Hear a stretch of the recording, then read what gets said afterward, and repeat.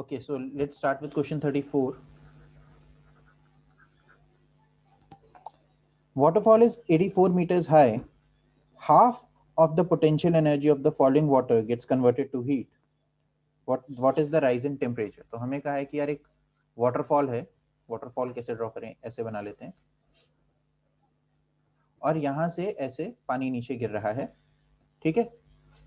सो यहां पर आके इस पॉइंट पर आके पानी की काइनेटिक एनर्जी कितनी होगी? पानी की काइनेटिक एनर्जी होगी m into G into H. जो यहाँ पर पोटेंशियल एनर्जी थी U mgh, ये यहाँ आके काइनेटिक एनर्जी के ई इनिशियल में कन्वर्ट होगी. मैं इसे इनिशियल क्यों कह रहा हूँ? क्योंकि टकराने के बाद पानी रुक जाता है. हाँ या ना? टकराने के बाद पानी रुक जाता है.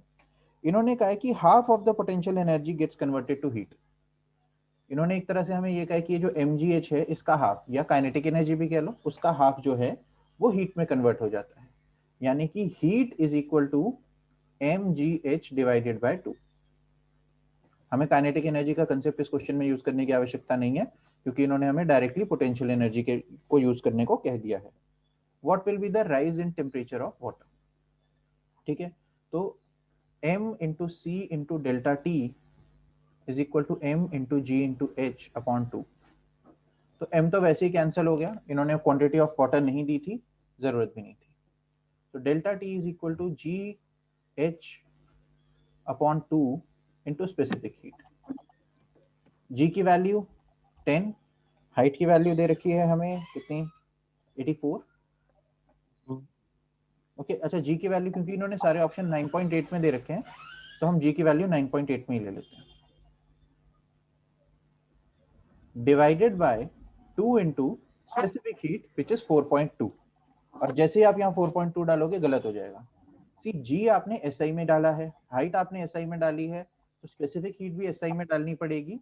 Specific heat of water in SI units is not 4.2, it is 4200 joules per kg. ठीक है. यहां पर अगर आप 4.2 डालोगे, you will definitely get the wrong answer, क्योंकि that is 4.2 joules per gram per degree Celsius and gram is not an SI unit.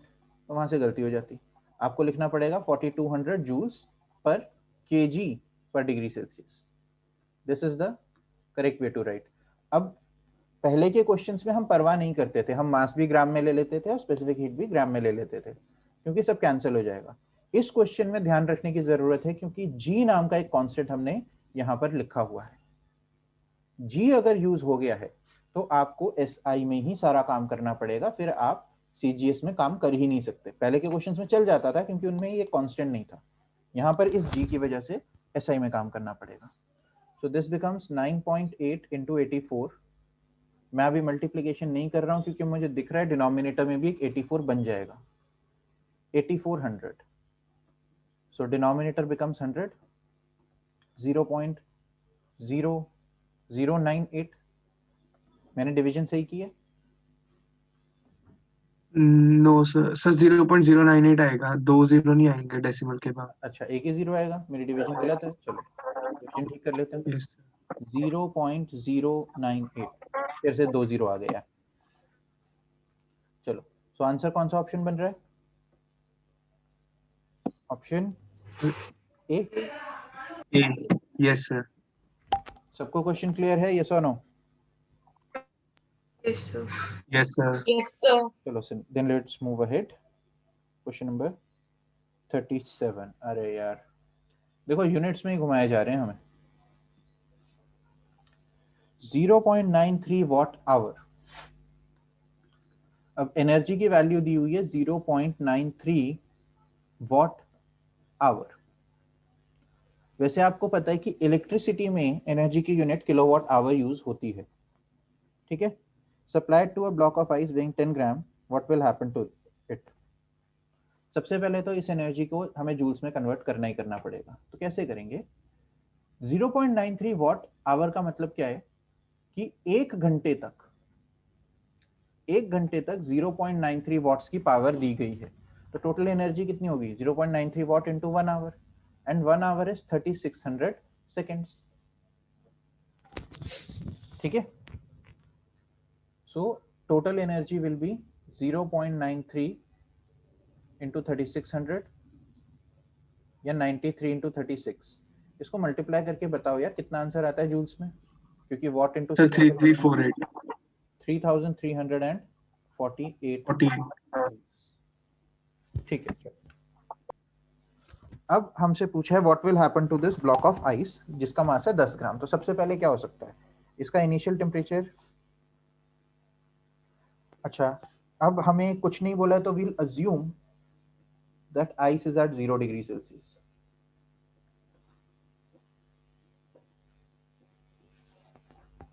ठीक है, assume that ice is at 0 degree Celsius. So energy required to melt this ice is, what is the energy required to melt ice?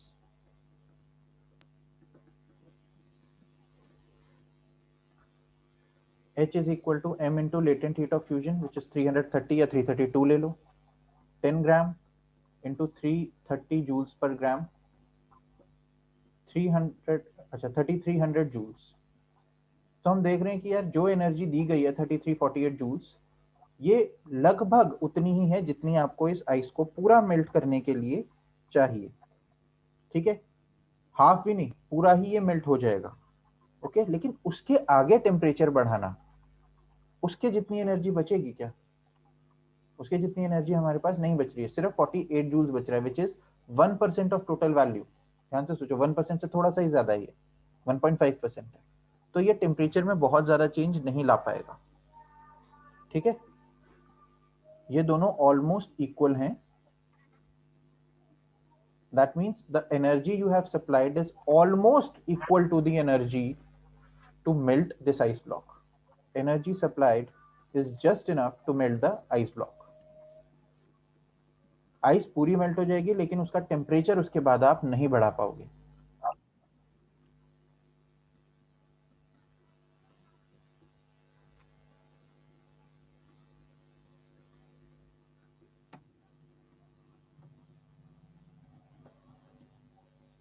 So what will be the answer? क्या option बनेगा? The entire block will just melt. So option C should be the correct answer. Yes or no? किसी को कोई दिक्कत Yes. है इसमें?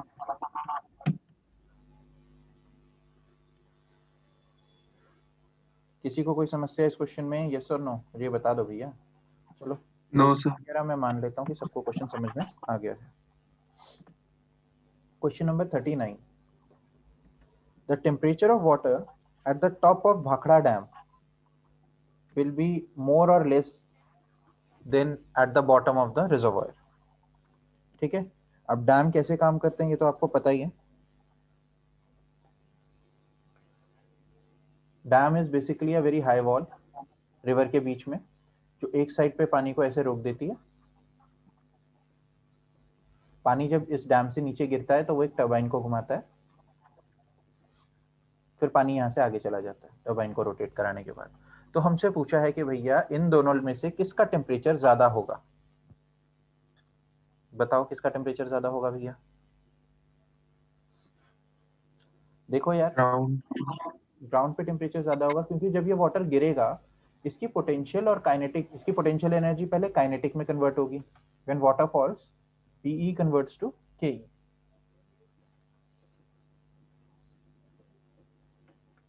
ठीक है, but when it abruptly stops, ठीक है, when it stops at bottom, पहले वो टरबाइन से टकराएगा। When it strikes turbine, when it strikes the turbine,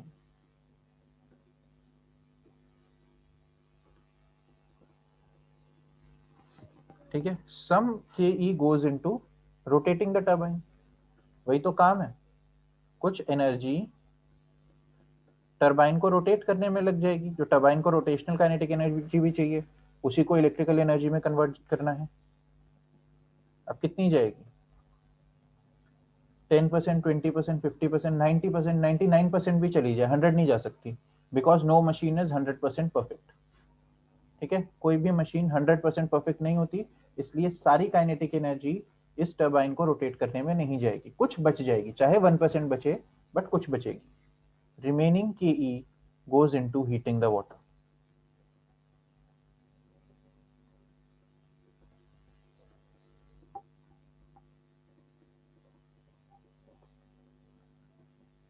ठीक है, सो टेम्परेचर इज हायर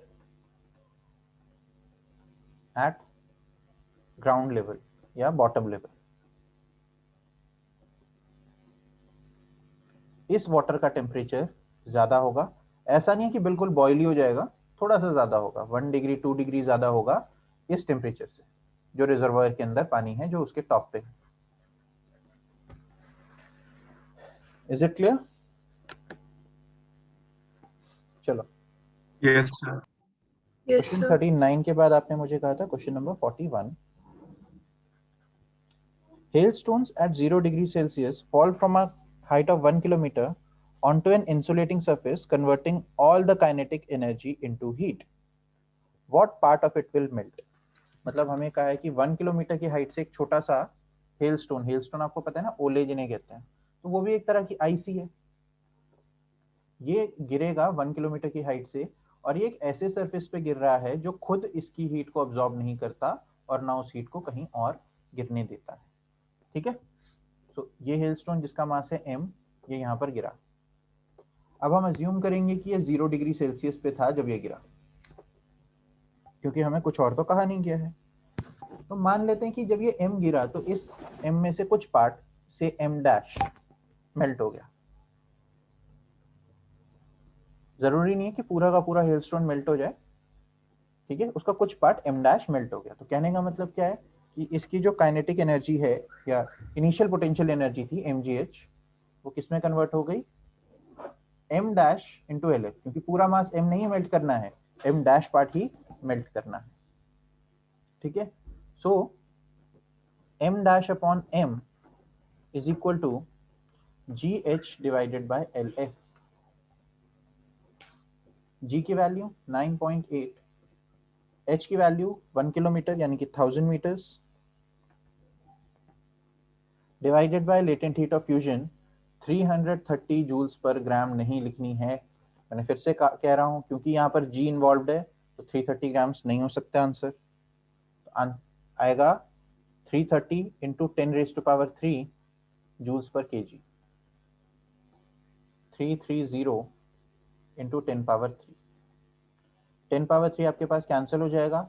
9.8 को अगर हम अप्रोक्सीमेट कर दें 10 पे, 10 अपॉन 330 या 1 upon 33, m dash upon m is equal to 1 upon 33, यानी कि जो भी टोटल मास है इस हेलस्टोन का, इस छोटे साइज के ब्लॉक का, उसका 1/33 part will melt and 32/33 part will remain. Okay, तो आंसर क्या बन रहा है हमारे पास, आंसर ए बन रहा है। पीछे क्या दिया हुआ है,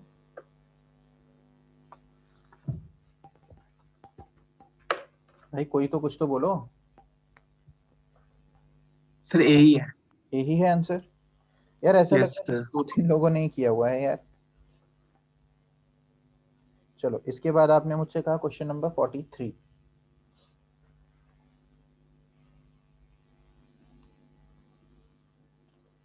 एक सेकेंड, क्वेश्चन नंबर 43 करना है हमने। Okay, two masses 5 kg each falling from a height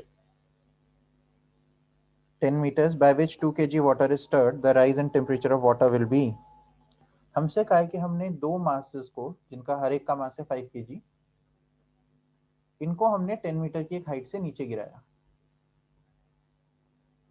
और जब ये नीचे गिरे तो इनकी उस सारी एनर्जी को यूज किया हमने पानी को हीट करने के लिए। वो कैसे किया गया, स्टर करने के लिए। हो सकता है कि यहाँ पर पानी में ऐसे एक टैंक में टरबाइन लगी हुई हो, ये मासेस उस टरबाइन के ऊपर गिरता है, ठीक है, ये मासेस उस टरबाइन के ऊपर गिरेंगे और उस टरबाइन को घुमाएंगे, तो इन मासेस की काइनेटिक एनर्जी टरबाइन पे जाएगी और वो टरबाइन इस वाटर को हीट करेगी।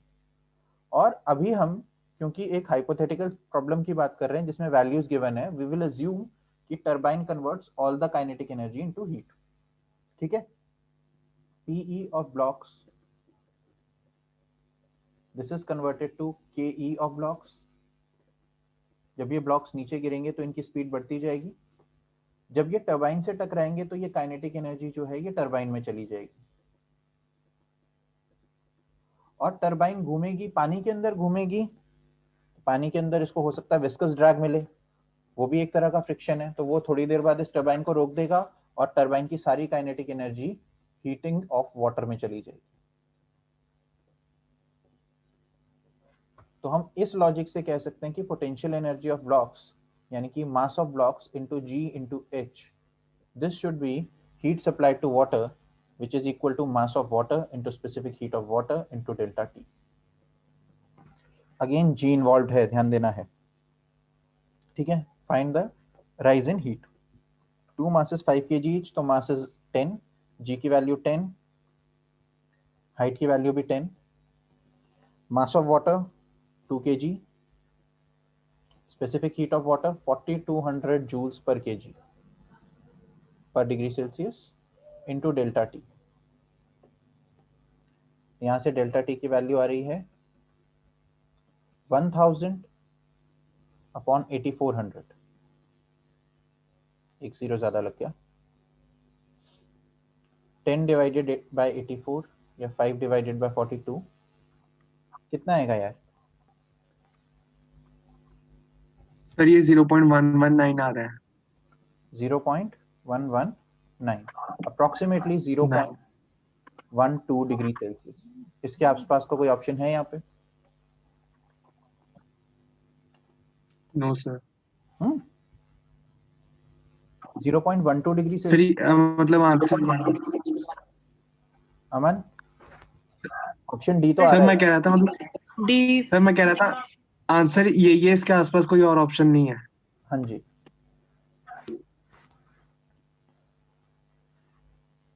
सो डी ऑप्शन इज करेक्ट। और पीछे क्या दिया है बेटे? डी है। डी ही दिया है। अगेन कैलकुलेटर तो है नहीं ना हमारे पास, तो हम अप्रोक्सीमेट आंसर निकाल देते हैं। चलो, इसके बाद आप लोगों ने मुझे कहा था question number 55, what is the triple point of water? Triple point of water is the temperature at which ice, water and steam all can coexist. तो उसका आंसर कितना दिया हुआ है? इसको तो मैं कहूंगा कि ये थ्योरेटिकल क्वेश्चन है यार। वैसे सच बता रहा हूँ, क्योंकि फेज डायग्राम्स और ट्रिपल पॉइंट और सैचुरेशन प्रेशर, ये कंसेप्ट जो है इस साल हमारे सिलेबस में नहीं है। आप बुक खोलोगे तो आपको बुक में मिल जाएंगे।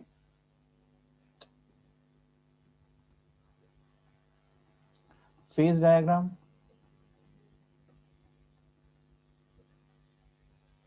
सैचुरेशन प्रेशर, ये अगर वर्ड्स आपको कहीं दिखते हैं ना तो इन क्वेश्चंस को आप छोड़ दो अभी, क्योंकि ये हट चुके हैं जेई के सिलेबस से, स्कूल के सिलेबस से, एडवांस के सिलेबस से, हर जगह से हट चुके हैं। तो फेज डायग्राम, सैचुरेशन प्रेशर, ये सब खत्म हो चुके हैं।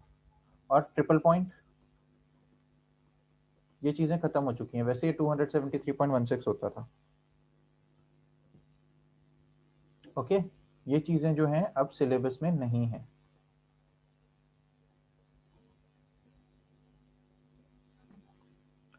चलो फिर मूव ऑन करते हैं यार। जो चीजें सिलेबस में नहीं है उनके ऊपर हम टाइम वेस्ट नहीं करेंगे। जो चीजें हमारे लिए रेलेवेंट है उन्हीं को पढ़ा करेंगे, और उनको ऐसे पढ़ेंगे कि उनका क्वेश्चन ना छूटे। जिस चीज का क्वेश्चन आ ही नहीं सकता उसको पढ़ने में टाइम वेस्ट हम नहीं करेंगे। ओके, क्वेश्चन नंबर 60 पे आते हैं। 5 gram of ice is dropped in a beaker containing 20 grams of water at 40 degrees Celsius. What will be the final temperature of the mixture? 5 gram of ice है, इसको drop कर दिया एक beaker में, तो ice will gain heat and water will lose heat. ठीक है, equilibrium क्या बनता है? अब देखो जो ऑप्शंस हैं, ऑप्शन से हम ये पक्का कह सकते हैं कि आइस विल मेल्ट कंप्लीटली। ठीक है, ice will melt completely and its temperature will rise above zero. ठीक है, और जो बीकर के अंदर वाटर था, ये वाला वाटर, ठीक है, it will lose heat, beaker water loses heat.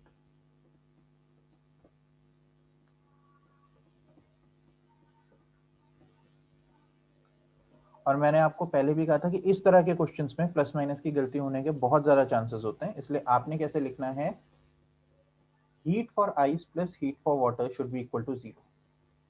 अब इसमें आइस की जो हीट है वो पॉजिटिव होगी और वाटर की हीट जो है वो नेगेटिव होगी। Let's assume that final temperature is TF।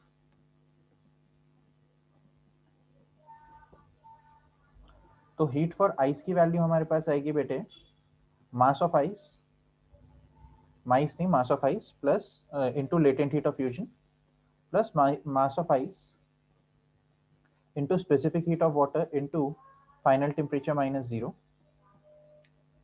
heat of water आएगी हमारे पास mass of water into specific heat of water into final temperature TF minus 40। हमेशा फाइनल माइनस इनिशियल लिखना है, ज्यादा कौन सा है कम कौन सा है फर्क नहीं पड़ता है। तो इन दोनों इक्वेशंस को ऐड करना पड़ेगा, इनमें वैल्यूज पुट करनी पड़ेंगी और TF कैलकुलेट करना पड़ेगा। खुद से कर सकते हो या मैं करके बताऊं?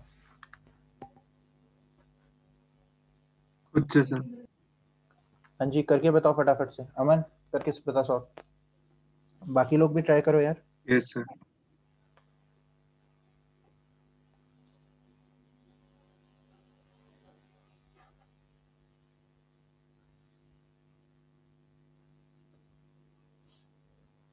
ये बनेगा 5 into 330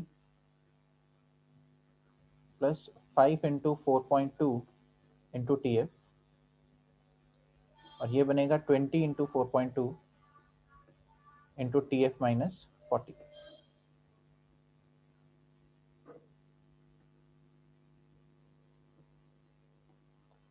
five into 330 plus 5 into 4.2 TF plus 20 into 4.2 TF minus 40 is equal to 0। 1650 plus 22 TF plus 84 TF minus 84 into 40। 16 आ रहा है सर। कितना आ रहा है? 16 degree Celsius final temperature. TF की वैल्यू एग्जैक्टली 16 बन रही है। Yes sir.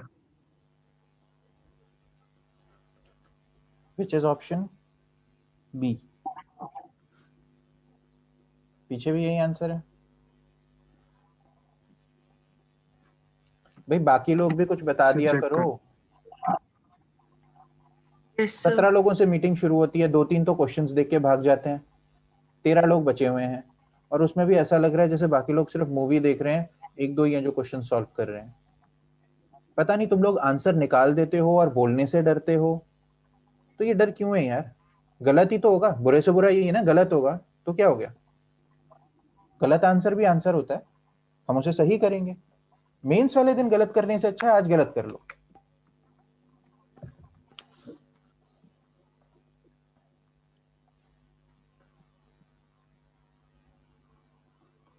क्वेश्चन 61 पे चलते हैं। 1 kg of ice at 0 degree Celsius is mixed with 1 kg of water at 80 degree Celsius. What is the final temperature of the mixture? तो exactly same question है, 1 kg ice which is 0 degree Celsius, और हमें options देख के पता चल रहा है कि आइस ने पूरा मेल्ट होना ही होना है। 1 kg water at 80 degree Celsius. So मान लेते हैं कि ये दोनों, देखो आइस भी मेल्ट होकर वाटर बनेगी, लेकिन उस वाटर को और इस ऑलरेडी हॉट वाटर को हम अलग अलग ट्रीट करेंगे। हम मान लेते हैं कि ये दोनों फाइनली किसी टेम्परेचर TF पे पहुंचेंगे। तो heat gained by ice will be mass of ice into specific heat, sorry, latent heat plus mass of ice into specific heat of water into TF minus 0, क्योंकि ये वाले वाटर का temperature 0 से उठ के TF तक आना है। हीट लॉस्ट बाय वाटर वो होगी simply mass of water which is 1 kg mass of water into specific heat of water into 80 minus sorry TF minus 80, 80 minus TF नहीं लिखना है, TF माइनस 80 लिखना है। ठीक है, वैसे मैंने आपको एक शॉर्टकट फॉर्मूला भी बताया था, लेकिन वो शॉर्टकट यहाँ नहीं लग सकता क्योंकि यहाँ पर मेल्टिंग हो रही है। जहाँ लेटेंट हीट इन्वॉल्व हो जाती है वहां पर वो वाला शॉर्टकट नहीं लगा सकते हो आप। तो 1 kg इनटू, इन्होंने कितनी वैल्यू दे रखी है लेटेंट हीट की, 336 किलो जूल्स, तो किलो जूल्स का 10 पावर 3 आएगा, plus 1 kg into specific heat इन्होंने दे रखी है 4200 joules into TF plus 1 kg into 4200 TF minus 80, this should be equal to 0। तो यार 1 kg तो हर एक टर्म में आ रहा है, 1 kg को छोड़ दो, अब बाकी सब कुछ सॉल्व करके बताओ। 336 इंटू 10 पावर 3 प्लस 8400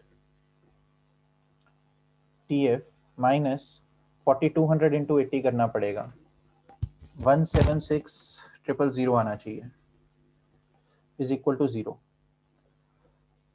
इसका आंसर बताओ यार, TF की वैल्यू कितनी आ रही है फाइनली?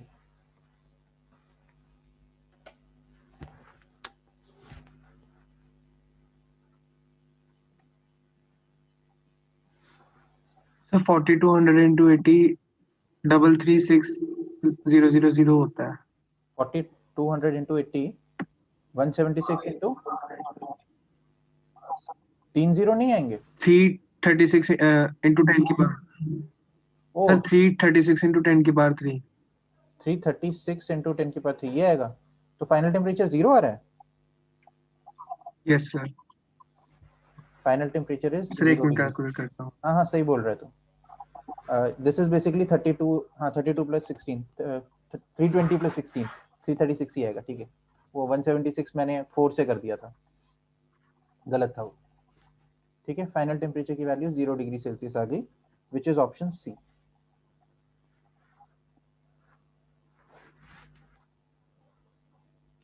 चलो आगे बढ़ते हैं, नेक्स्ट क्वेश्चन करते हैं, क्वेश्चन नंबर 72। एक बार 62 बता दो। 62, अच्छा। Yes sir. During constant temperature we feel colder on a day when relative humidity is. देखो रिलेटिव ह्यूमिडिटी का मतलब क्या है कि एयर में कितना वाटर वेपर है। ये वाटर वेपर कई बार जब हमारी स्किन से टच करता है तो ये वाटर वेपर हमारी स्किन के ऊपर, ठीक है, कंडेंस हो जाता है, यानी कि अपनी हीट हमें दे देता है, बदले में हमारी बॉडी के ऊपर पानी सा जम जाता है। ऐसा नहीं कि हम पूरे भीग जाते हैं, लेकिन थोड़े बहुत भीगते हैं। ऐसा स्पेशली तब होता है अगस्त सितंबर के सीजन में, जब गर्मियां जा रही होती है और मानसून आता है, जब आपको बहुत चिपचिपा फील होता है, राइट, और गर्मी भी फील होती है। तो जिस दिन ह्यूमिडिटी ज्यादा होती है, यानी कि एयर में वाटर वेपर ज्यादा होता है, उस दिन आपको गर्मी ज्यादा फील होती है। और ऑफ कोर्स वो वाटर तो इरिटेटिंग फील होता ही है। क्यों होता है ऐसा? क्योंकि वो वाटर, जब वाटर वेपर आपकी स्किन से टकराता है और कंडेंस होता है, तो वो आपकी बॉडी को हीट देता है। ठीक है, पसीना सूख नहीं रहा, उल्टे और पानी आपके ऊपर कंडेंस हो रहा है, तो इसलिए आपको गर्मी ज्यादा लगेगी। तो जिस दिन सबसे ज्यादा ह्यूमिडिटी होगी उस दिन आपको सबसे ज्यादा गर्मी लगेगी। So the answer should be D, 75%। 100% लिखा होता तो वो सबसे ज्यादा आंसर होता। ठीक है, क्या आंसर दिया पीछे इसका? सर ए। 25% नहीं, 25% नहीं हो सकता, गलत दिया है, 75% होना चाहिए। 62 का आंसर शुड बी 75%, क्योंकि जिस दिन ह्यूमिडिटी ज्यादा होगी उस दिन आपकी बॉडी पे वाटर वेपर कंडेंस भी जल्दी करेगा, ज्यादा करेगा। ठीक है, हाई ह्यूमिडिटी, इसका मतलब ये नहीं कि एयर का टेम्परेचर ज्यादा होगा, इसका मतलब ये है कि वेपर आपकी बॉडी पे कंडेंस करके आपको हीट का वो इल्यूजन देगा, टेम्परेचर का इल्यूजन देगा एक तरह से on skin and heats the body.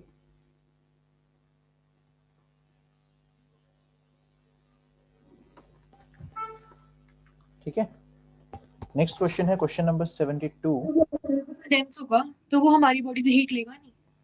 हाँ बेटा, कंडेंस हो रही है, स्टीम कंडेंस होके वाटर में बनेगी, तो वो हीट अब्सॉर्ब करेगी कि एमिट करेगी, पता ना? Sorry sir.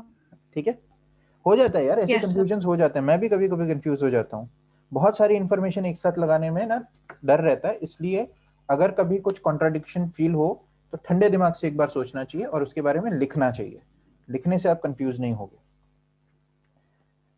अरे यार फिर से वैसा ही क्वेश्चन दे दिया तुम लोगों ने मुझे, 300 gram of water at 25 degree Celsius is added to 100 gram of ice at 0 degree Celsius, but भैया सच बताओ इसमें टेम्परेचर, फाइनल टेम्परेचर 0 से तो ऊपर ही जाएगा ना, answer should be option D, या तो टेम्परेचर 0 रहेगा या 0 से ऊपर जाएगा, 0 से नीचे जा नहीं सकता क्योंकि ए बी और सी तो नेगेटिव है,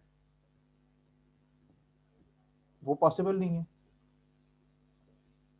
अगर 0 डिग्री सेल्सियस और 25 डिग्री सेल्सियस के ऑब्जेक्ट्स को मिक्स करोगे तो आपके पास 0 से 25 के बीच का कोई आंसर आना चाहिए, 0 भी आ सकता है क्योंकि यहाँ लेटेंट हीट इन्वॉल्व है, बट 0 से कम का आंसर तो पॉसिबल ही नहीं है, तो ये तीनों ही ऑप्शन गलत है, तो इसको देख के ही आपको पता चल जाना चाहिए कि ऑप्शन डी सही होगा। ठीक है, इस क्वेश्चन पे ये ट्रिक लग सकती है, और ऑनेस्टली स्पीकिंग आइस और वाटर के क्वेश्चन करके मैं भी थोड़ा बोर हो चुका हूँ, इसलिए मैं ये आपको खुद सॉल्व करने को दे रहा हूँ, बट अगर यही ऑप्शंस एग्जाम में आ जाते तो आप ये लॉजिक लगा के ए बी और सी को बिल्कुल रिजेक्ट करके डी टिक कर दो बिना सॉल्व किए। ठीक है, ओहो लास्ट क्वेश्चन पे पहुंच गए हम लोग, क्वेश्चन नंबर 78, टाइम भी कम है, 6 मिनट रह गए। Boiling water is changing into steam.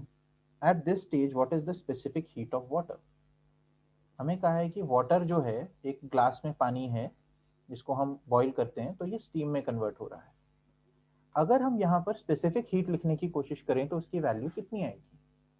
देखो अगर लिक्विड गैस में कन्वर्ट हो रहा है तो इस टाइम पे लेटेंट हीट एक्ट कर रही है, स्पेसिफिक हीट नहीं कर रही है, लेकिन जिद है स्पेसिफिक हीट लिखनी है सर। देखो डेल्टा टी तो 0 है, तो स्पेसिफिक हीट होती है heat supplied divided by mass into delta T. ठीक है, अब हीट सप्लाई तो हो रही है तो that is a finite positive number, mass is also finite and positive number. ठीक है, डेल्टा टी बिकम्स 0, तो आपके पास स्पेसिफिक हीट बनेगी कुछ number, finite number n divided by 0, और आपको भी पता है कि anything divided by 0 is infinity. ठीक है, किसी भी चीज को अगर 0 से डिवाइड कर दो तो वो इंफिनिटी बन जाती है, तो इस पॉइंट पे specific heat is infinity. Infinite value क्यों आ रही है?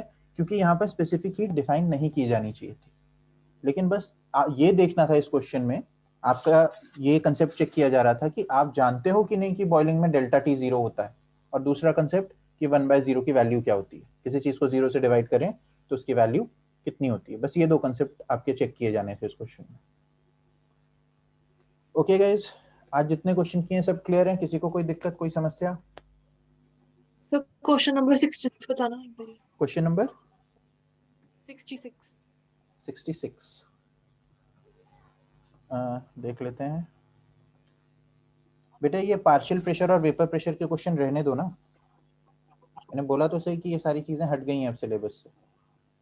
ठीक है, तो मैं पूरी थ्योरी पढ़ाने बैठूंगा वो पॉसिबल नहीं होगा।